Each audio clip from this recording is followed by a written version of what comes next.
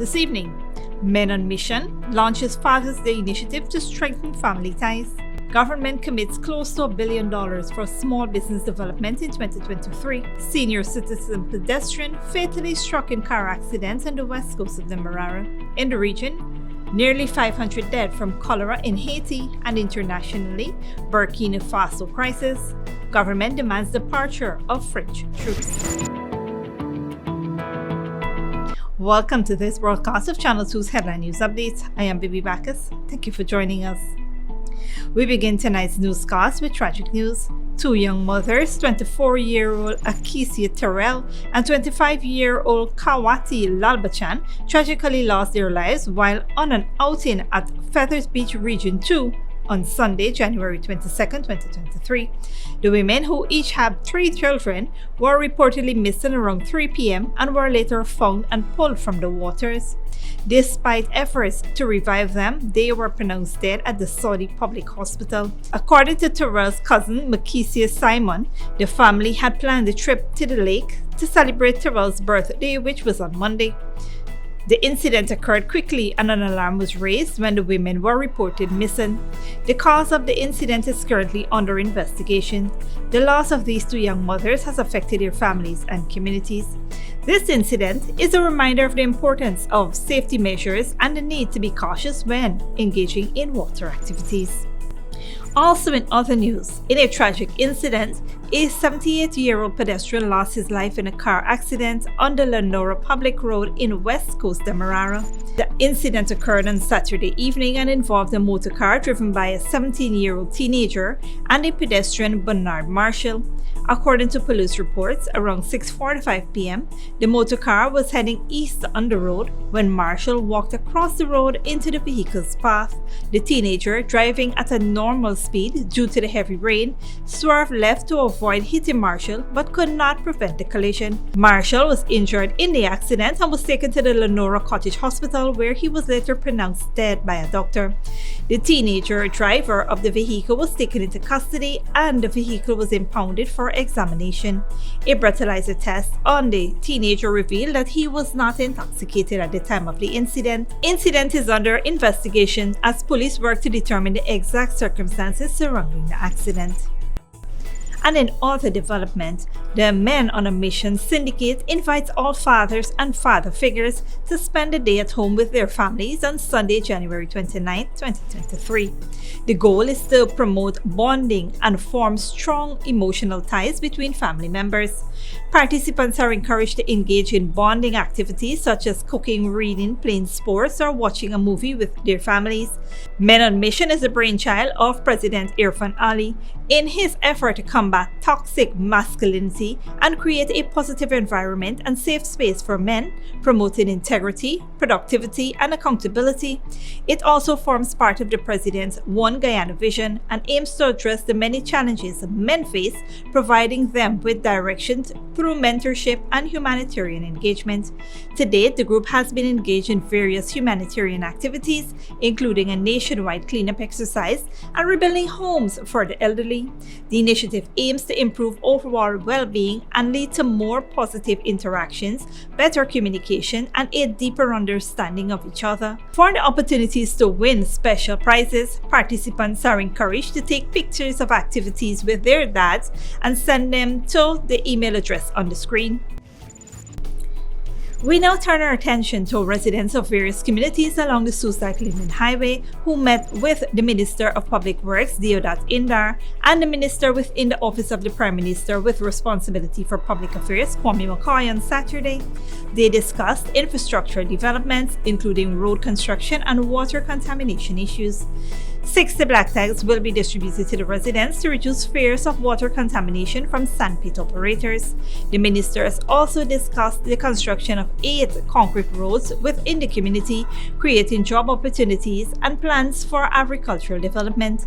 The ministers reaffirmed the government's commitment to transforming the agricultural sector, making Guyana a significant player in the global economy and creating jobs and improving infrastructure for communities across the region. Stick around when we return. Police arrest Stanleytown resident with over 60 pounds of marijuana in major drug operation, and government commits to close to $1 billion for small business development in 2023.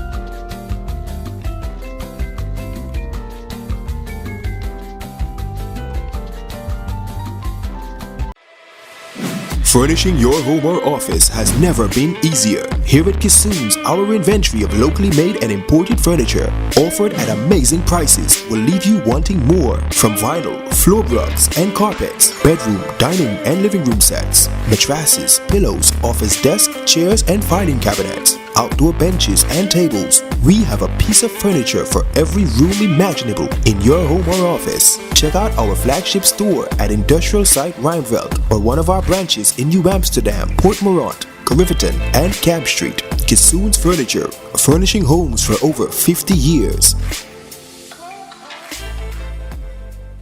Good girl forget things. What's the problem, Granny? I want money for borrow for doing surgery. I was dancing and I fall and fracture my hip. If you need some quick money, you should check Lender's Jewelry and Pawn Shop. Lender's Jewelry and Pawn Shop, Lot 238 South Road Border, Georgetown. Get jewelry made to order in just 72 hours. We also accept vehicles. Lender's, best rates, longest payback period. Boys, I get through. Plus, I could dance again. Lender's Jewelry and Pawn Shop. When you need money and you gotta get it fast, Creative Jewelry and Pawn Shop is the place for that confidential transaction in a quiet and secure location. You'll get the highest value per pennyweight for your gold and also enjoy the lowest interest rates and longest payback period too. Yes, for that instant transaction to solve a pressing financial problem. That Creative Jewelry and Pawn Shop, 46 Boyle Place, that's between the Ministry of Housing on Brickdam and White Castle Fish Shop. Be your first and only choice. Creative Jewelry and Pawn Shop, safe and sound, solid and secure, always there for you. Telephone 231-7878 and 223-8955.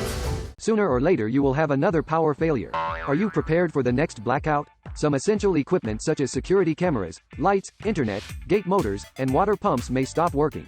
How can you prevent the next blackout? InverterTech has an affordable solution for you. A strong UPS system which uses the latest inverter and solar battery technology to prevent blackout. We smartly calculate your average power demand so you don't spend more than you need to. Call 223-2233 for more information.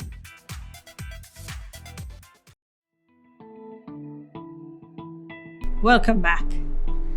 The minister within the Office of the President with responsibility for finance, Dr. Ashley Singh, recently announced in his budget speech that the government of Guyana had earmarked some $584.2 million to the Small Business Bureau and an additional $300 million specifically for small businesses development in 2023.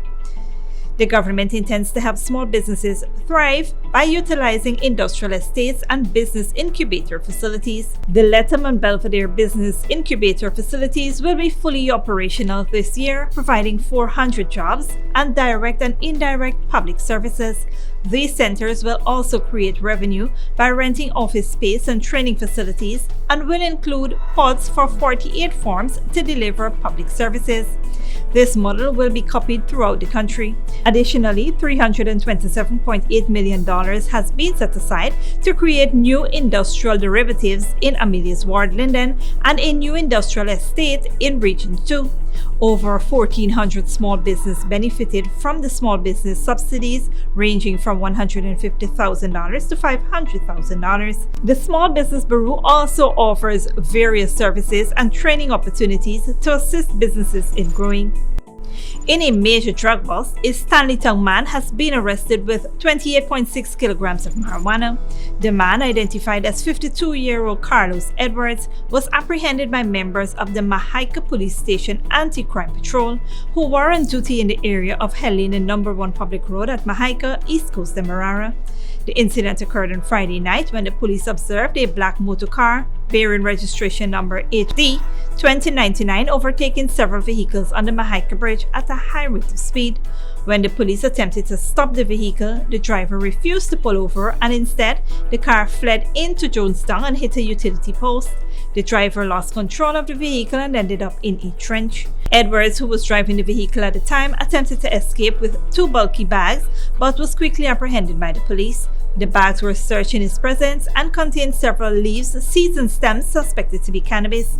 Edwards was arrested and taken to the Mahaica police station, where he is currently in custody pending charges. The cannabis was weighed and amounted to over 60 pounds.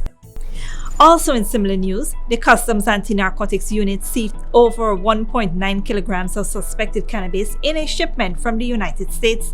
The discovery was made on Friday, January 20th, at the Munishwar Shipping Company Limited, where a box containing the suspected drugs was found during a routine inspection. Upon receiving the information, Kanu officers immediately arrived at the scene and conducted additional searches, taking possession of the box and transporting it to their headquarters, along with the employee of the shipping company who made the discovery.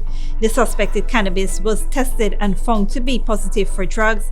The total amount of drugs seized was over 4 pounds. The investigation is ongoing as Kanu works to determine the intended recipient of the drugs and to bring those responsible to justice. Don't go away after the break. Peru police evict demonstrators from university on Burkina Faso crisis. Government demands departure of French troops. Sooner or later you will have another power failure. Are you prepared for the next blackout? Some essential equipment such as security cameras, lights, internet, gate motors, and water pumps may stop working. How can you prevent the next blackout? InverterTech has an affordable solution for you. A strong UPS system which uses the latest inverter and solar battery technology to prevent blackout. We smartly calculate your average power demand so you don't spend more than you need to. Call 223-2233 for more information. When you need money and you gotta get it fast, Creative Jewelry and Pawn Shop is the place for that confidential transaction in a quiet and secure location. You'll get the highest value per pennyweight for your gold and also enjoy the lowest interest rates and longest payback period too. Yes, for that instant transaction to solve a pressing financial problem. That Creative Jewelry and Pawn Shop, 46 Boyle Place, that's between the Ministry of Housing on Brick Dam and White Castle Fish Shop. Be your first and only choice. Creative Jewelry and Pawn Shop, safe and sound, solid and secure, always there for you. Telephone 231-7878 and 223-8955.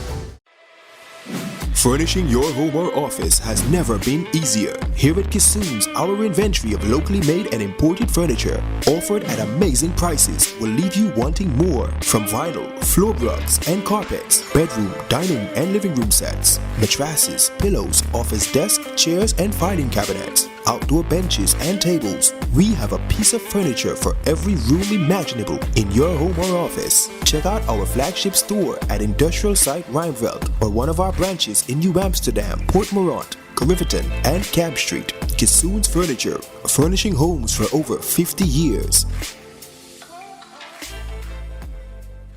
Good girl forget things. What's the problem, Granny? I want money for borrow for do a surgery. I was dancing and I fall and fracture my hip. If you need some quick money, you should check Lender's Jewelry and Pawn Shop. Lender's Jewelry and Pawn Shop, Lot 238 South Road Border, Georgetown. Get jewelry made to order in just 72 hours. We also accept vehicles. Lenders, best rates, longest payback period. Boys, I get through. Plus, I could dance again. Lender's Jewelry and Pawn Shop.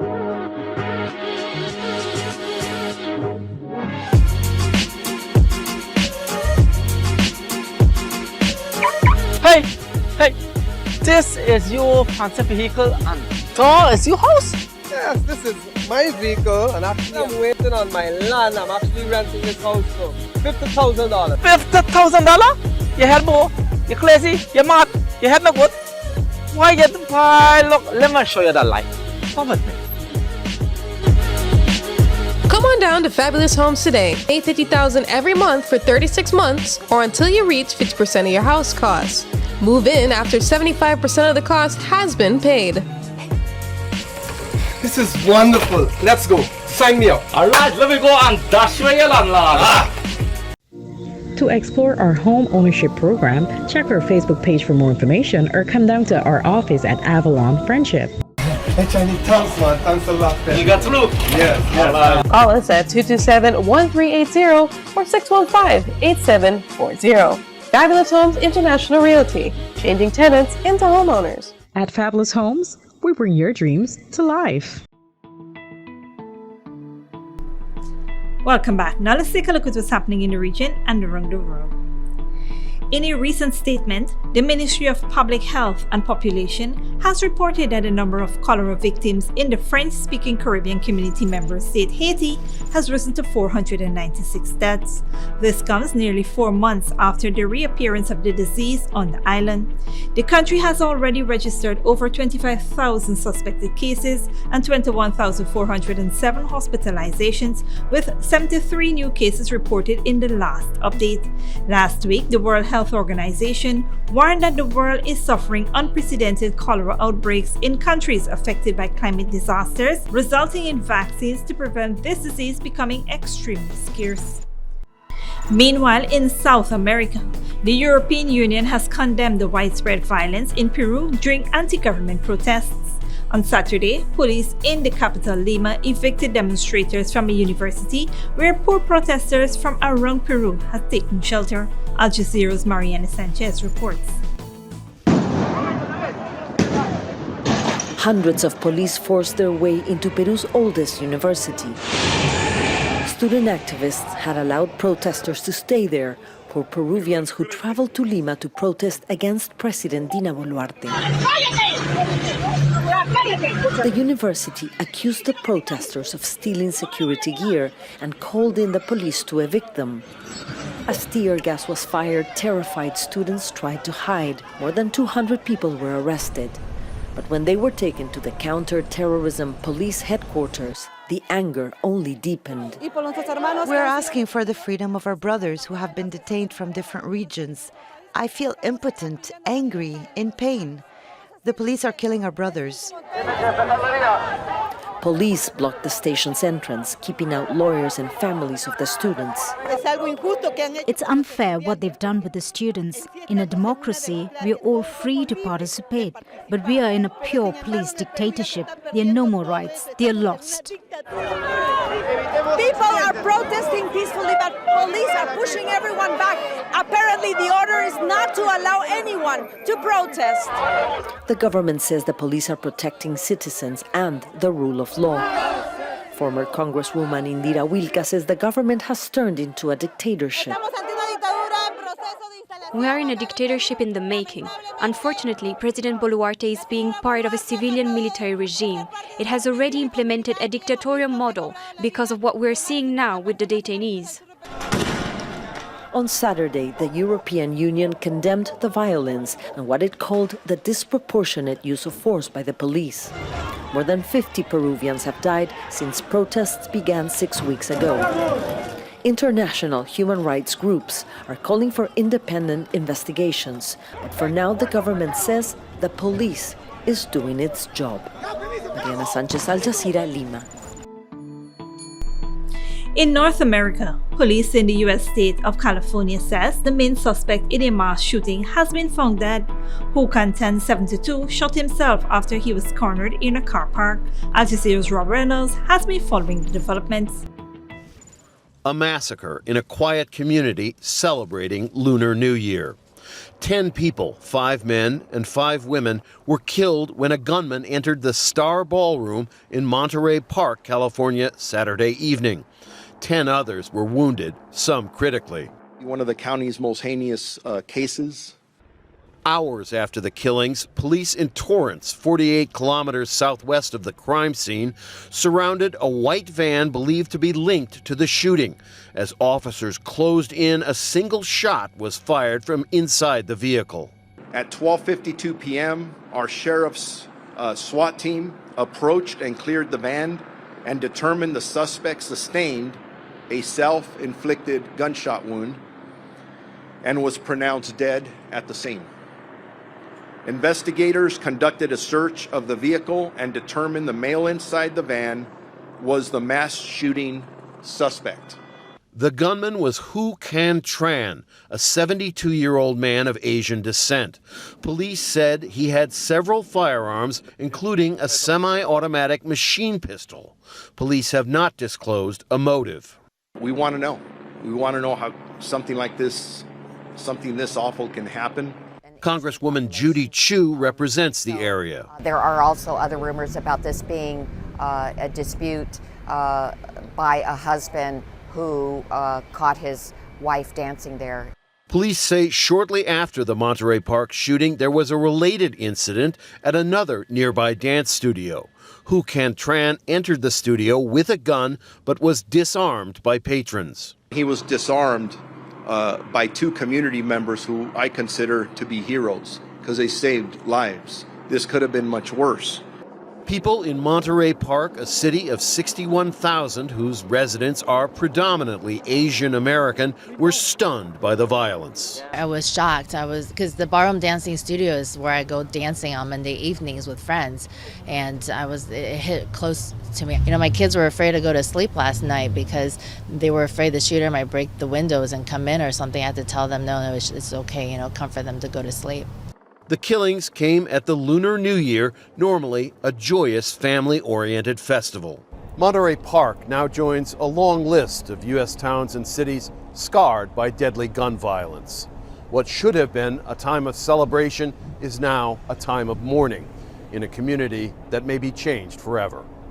Rob Reynolds, Al Jazeera, Monterey Park, California. And finally, according to state media, Burkina Faso's military government told French troops stationed there to leave within a month. Critics accuse the former colonial power of failing to improve security. Al Jazeera's Barbara Angopa reports.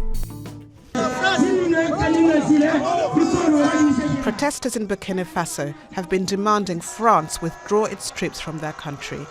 They say the former colonial power has failed to protect them from armed groups. If France was our partner, it was supposed to help us fight against terrorism. But since 2016, there has been no change. We think France doesn't deserve Burkina Faso's trust.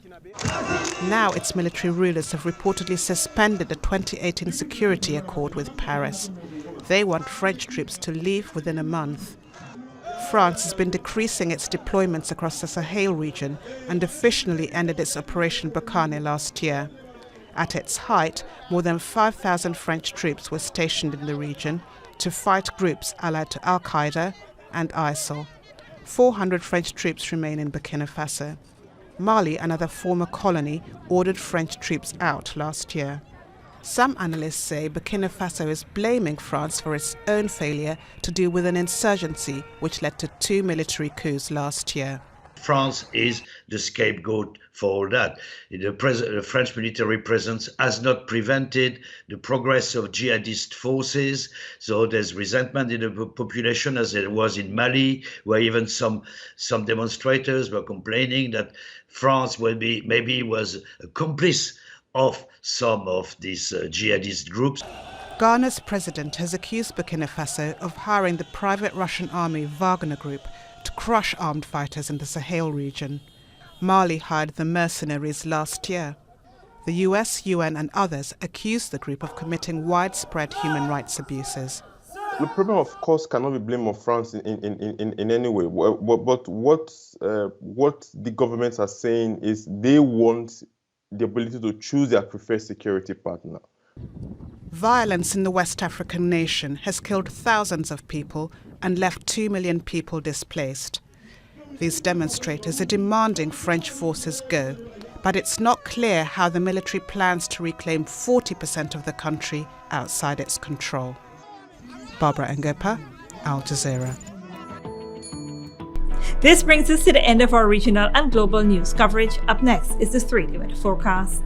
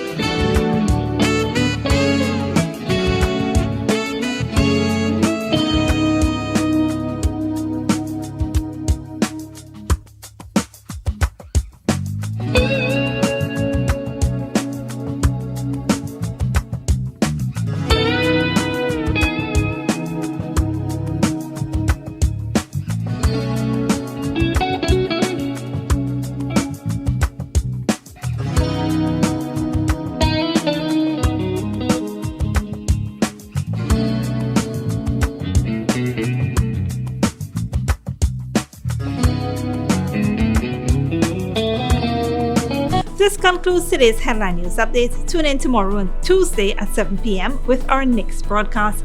For more news and updates, visit our Facebook and YouTube pages. Until then, please take care of yourself and each other.